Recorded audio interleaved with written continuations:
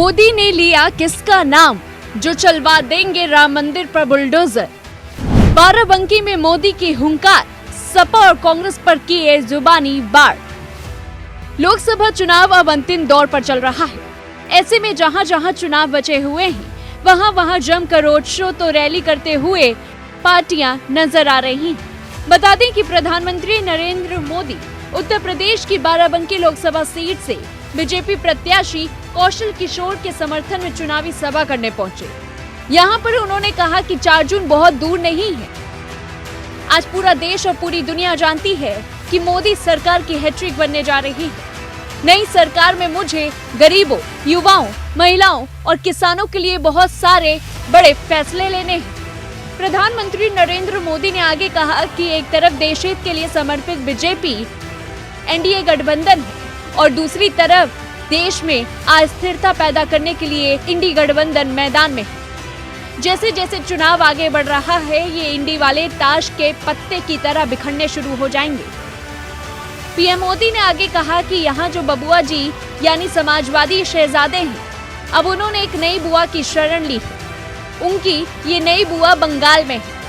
अब उनकी बंगाल वाली बुआ जी ने इंडी गठबंधन वालों को कहा है कि मैं आपको बाहर से सपोर्ट करूंगी।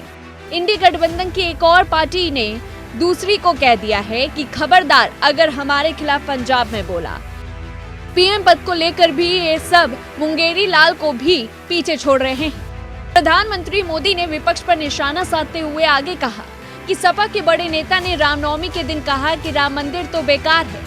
वहीं कांग्रेस राम मंदिर पर सुप्रीम कोर्ट का फैसला पलटने की तैयारी कर रही है।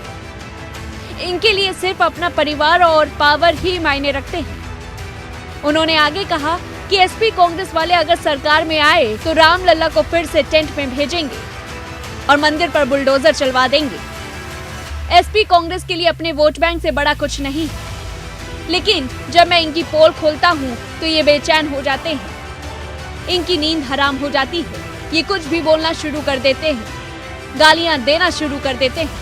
प्रधानमंत्री नरेंद्र मोदी ने विपक्ष पर निशाना साधते हुए कहा कि सपा कांग्रेस के लिए अपना वोट बैंक से बड़ा कुछ और नहीं। जब मैं इनकी पोल खोलता हूँ तो ये बेचैन हो जाते हैं। इनकी नींद तक हरामे हो जाती है। ये कुछ भी बोलना शुरू कर देते हैं। उन्होंने आगे कहा कि जब संविधान बना तब संविधान सभा ने निर्णय किया था कि धर्म के आधार पर आरक्षण नहीं होगा, लेकिन 10 साल पहले इन लोगों ने धर्म के आधार पर आरक्षण देने की कोशिश की। कर्नाटक में तो इन्होंने ये कर भी दिया। वहां इन्होंने सब मुसलमानों को रातों रात ओबीसी बना दिया और ओबीसी को मिले आरक्षण में से बहुत बड़ा हिस्सा इन्होंने वहां लूट लिया। पीएम मोदी के इस बयान को लेकर के आपकी क्या कुछ राय है, हमें कमेंट बॉक्स में बताएं। तब तक के लिए देखते रहिए News One India।